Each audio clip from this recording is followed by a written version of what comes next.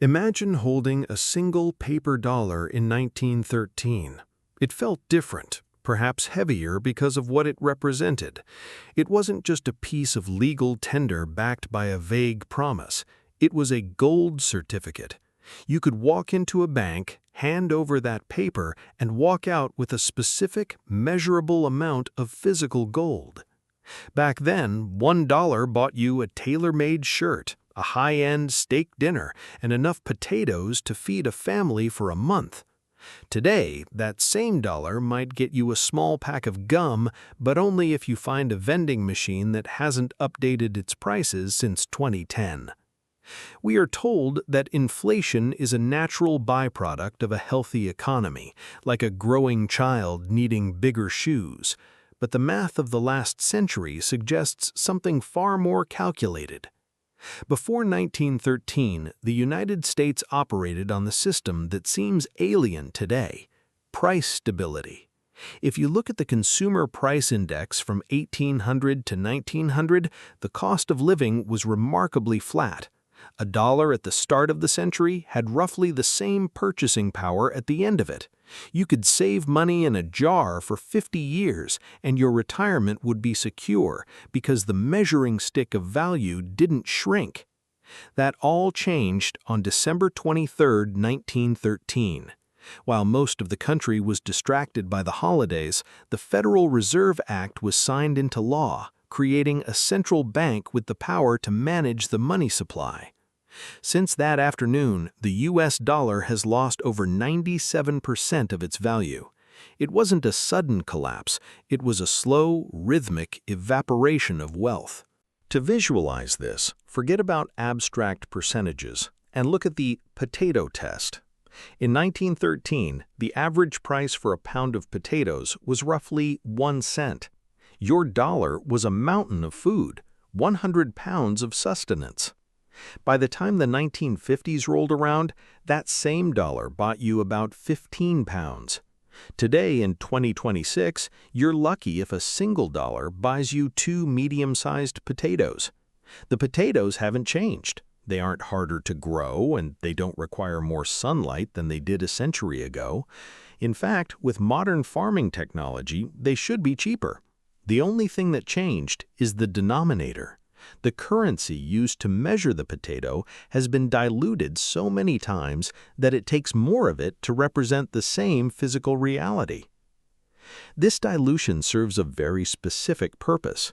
When a central bank increases the money supply, the new money doesn't enter the economy evenly. It flows first to the large banks and the government, who get to spend it at its current high value.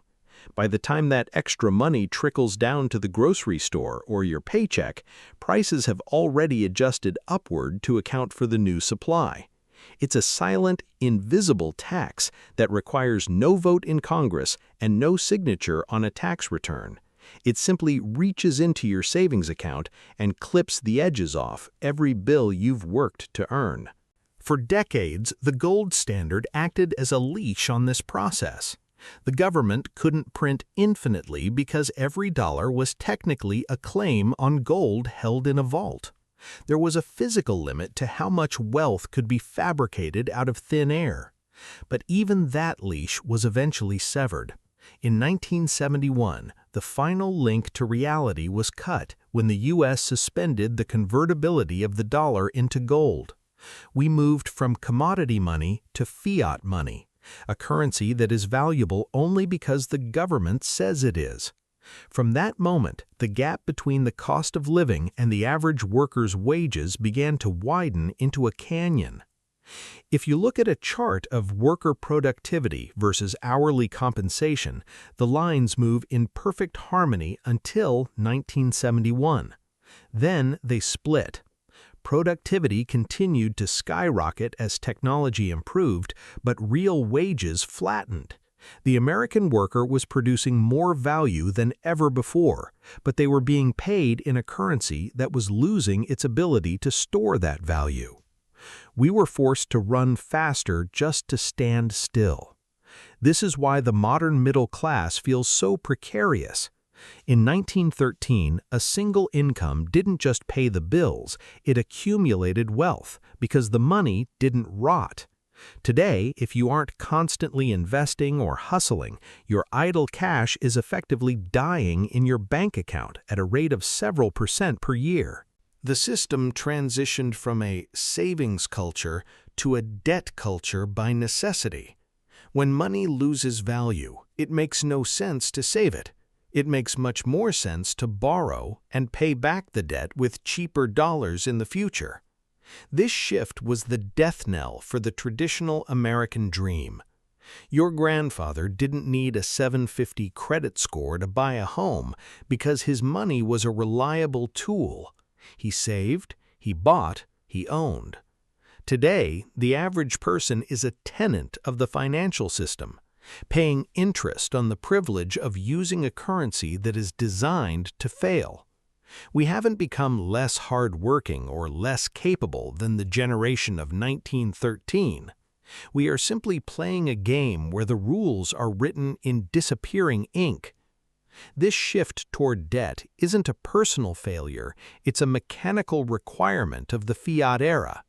When the dollar was anchored to gold, it acted as a battery, storing the energy of your labor for decades. But once that anchor was cut, the battery began to leak. To compensate for this leak, the financial industry introduced a new set of mirrors, the explosion of consumer credit. If the value of your salary is shrinking, the only way to maintain your standard of living is to borrow against your future self. This is why the modern landscape is cluttered with buy now and pay later schemes and 30-year mortgages that cost 3 times the home's value in interest alone. We aren't wealthier than our ancestors, we are simply more leveraged. Consider the concept of inflation targets. We are told by experts that a 2% inflation rate is the sweet spot for a functional economy. On the surface, 2% sounds harmless, almost negligible, but math is indifferent to marketing. A consistent 2% inflation rate means that the purchasing power of your money is cut in half every 35 years. It ensures that no generation can truly sit on its laurels. It forces every retiree to become a part-time day trader, desperately trying to find a yield that outpaces the decay of their life savings. In 1913, you didn't need to understand the nuances of the stock market to survive your old age. You just needed to be disciplined. Today, discipline isn't enough. You are forced to gamble in a casino you didn't ask to enter. This brings us to the invisible hand of the 1913 mandate. By devaluing the currency, the system creates a permanent treadmill. When the dollar loses 97% of its punch, the cost of entry for everything, housing, healthcare, education, skyrockets. In a gold-backed world, as technology improves and production becomes more efficient, prices should naturally fall. This is called deflation, and in a healthy society, it's a blessing. It means your work becomes more valuable over time. But in our current model, deflation is treated like a plague by central banks. They want prices to stay high or move higher because the entire global economy is built on a mountain of debt. If prices fall, that debt becomes harder to pay back. The system requires your money to die so that the debt can live. The psychological impact of this is profound. There is a specific kind of low-grade anxiety that comes from watching your all-time high salary buy fewer groceries every Tuesday. It creates a culture of short-term thinking. When money doesn't last, people don't plan for the long term. They spend. They seek immediate gratification because they subconsciously realize that their reward for waiting is a smaller slice of the pie.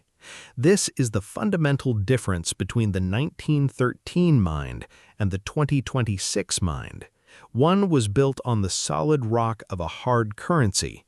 The other is built on the shifting sands of a digital ledger that can be expanded at the push of a button. The most tragic part of this story is that it has been normalized. We look at a vintage advertisement from a century ago, a brand new car for $500 or a loaf of bread for 5 cents, and we laugh at how cheap things were. But they weren't cheap. They were fairly priced. The car was expensive relative to the wages of the time, but the wages were paid in a medium that held its ground. The tragedy isn't that things have become more expensive, it's that the work we do today is being compensated with a tool that is intentionally designed to lose its edge. We are using a ruler that shrinks every time we try to measure our progress. If you feel like you are working harder than ever, and yet the finish line keeps moving further away, you aren't imagining it. You aren't bad with money, and you aren't failing at the American dream. You are simply dealing with the reality of a 100-year-old experiment that has successfully transferred the vast majority of the nation's purchasing power from the pockets of the people to the ledgers of the institutions. The dollar in your pocket is a snapshot of your time, your sweat, and your skill. In 1913, that snapshot was a high-resolution portrait that lasted a lifetime. Today, it's a Polaroid that starts fading the moment it's printed. We can't change the date of 1913, and we can't force the gold window back open. But understanding that the inflation we see at the gas pump and the grocery store isn't an act of God, it's an act of policy, is the first step towards financial clarity. The game is rigged, but knowing how the gears turn is the only way to avoid being crushed by them. The era of the stable dollar is a ghost story we tell ourselves to feel better about the 3 cents we have left. But in the Banana Academy, we don't deal in ghost stories, we deal in the cold, hard math of how we got here. Class dismissed. Subscribe for the next deep dive into the mechanics of the world they didn't want you to understand.